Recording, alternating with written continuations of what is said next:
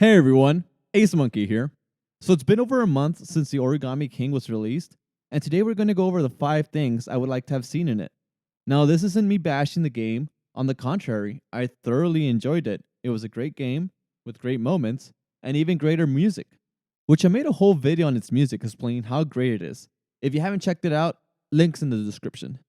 I also want to take a small moment to thank everyone who has been supporting the channel, liking the video, subscribing. I wouldn't be making this video if it wasn't for you guys, and I just want to take this moment and thank you guys. Thank you. Again, these 5 changes that I would have liked in the game are my opinion. You can disagree with me, and that's perfectly fine. Actually, if you disagree, let me know in the comments to discuss just what exactly is your point of view. And if you agree, well, let me know as well. Oh, and if you haven't subscribed, go ahead and give it a click. I would appreciate the support, and you won't miss out on any of my content. Alright, let's get started. Number 1. So one thing that I felt was a missed opportunity in the Origami King was the lack of side quests. The game is filled with plenty of areas to explore and roam around. I wanted the game to give me more things to do in this great big world to keep on revisiting the area. If you were like me, you didn't get all the toads, bottomless holes, or hidden blocks the first time you were in an area. And I believe side quests would have been a great way to allow this visit to fully complete the game. They would have been a sort of double incentive in the side quest reward and finding hidden secrets you might have missed in your first exploration of the area.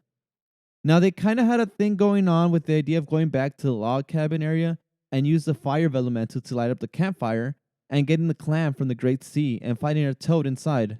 It was a great way of connecting different parts of the world to a place we first explored. But to my knowledge, this was the only time something like this happened. I was left with the feeling that I needed more of this. Although not an official side quest, it felt like it, and when I realized, it was over. Ever since the Thousand Year Door had the Help Center as a specified area for side quests, I loved it. It wasn't required of the player to do them, but for those that wanted to revisit or explore more, it was right there. Well, moving on to the next one. Number 2. I would have liked to see more areas like Sniffet City, places that are just full of life. Shangri Spa was almost at the Sniffet City level, but in my opinion, something was missing. Exploring Sniffet City, I felt like every Sniffet had their own personality and served some purpose. There were merchants, guards, valet attendants, and even some evil Knievel Sniffet over here. Yes, there's going to be people that believe that since they all look the same, it doesn't create a distinct environment. And to that I say that there's a Sniffet riding an origami surfboard toad on a water fountain, and this guy right here is sad because the other Sniffet stole his chair. There's so much going on, and everything seems to be all connected. The hotel artwork serves as clues onto how to make the pyramids rise from the depths of the desert. It was all too great. Now, Shogun Studios was my favorite area in the game, but it had no inhabitants in it, which I get it. It was all because of Rubber Band taking them as hostage. Maybe I found the person I should be mad at for making Shogun Studios so barren. From what I've seen online, Sniffet City and Shogun Studios seem to be the most popular areas for this reason. So more populated and alive areas would have made the game that much better. But that's just my opinion. If you prefer to explore nature areas, then let me know in the comments. Number 3. Another change I would have liked is more of an addition. Why wasn't Yoshi in the game? Add Yoshi. Yeah, that's it. Oh, you guys want more? Well, what else is there to say? Having Yoshi or Yoshis in general in the game would have made the game that much better. What can I say? I really like Yoshi. Yes, I know there are claims that Yoshi has had certain financial allegations, but none of them has been proven in a court of law. Hashtag Yoshi is innocent. Number 4. Next on the agenda is the battle system. Now, don't get me wrong, I enjoyed the puzzle format of the new battle system. However, once the puzzle was solved, the battle was over. All you had to worry about was getting the action commands done, and the 1.5 multiplier would take care of the rest. I also really never found myself using items as they held the same purpose as your normal jump and hammer attack. A lot of the battle strategy was sacrificed for the puzzle aspect of the battle. Now, I don't have the answers as to how to balance this or how to fix it, but it would be something that I would have changed. I don't just want a challenge on how to arrange the enemies. I also want to think on what attacks, items, and tactics I will use to defeat them. Number 5.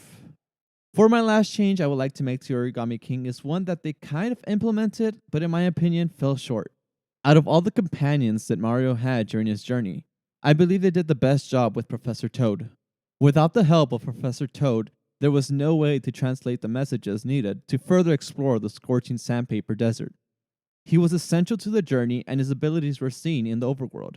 Now, don't get me wrong, I loved the way they implemented Bobby into the story. Moment of silence for our boy. He had a great story, and the way they also included the part with the Princess Peach cruise ship was a great touch to it. However, I wanted more of him in the overworld journey. Now, for some reason in the Origami King, bombs can only explode once, and that's it, which is kind of morbid on Nintendo's part. I think it needs more of an E10 plus rating for that. With this said, overworld abilities seen in previous bombs, like Bombette and Bobbery, would have been tossed out of the window. So maybe something else could have been done. Maybe like a smooth talking ability that gets you away from enemies, or maybe a tackle ability to knock down walls. I mean, we did see him have a bomb bump attack, so that's kind of the same.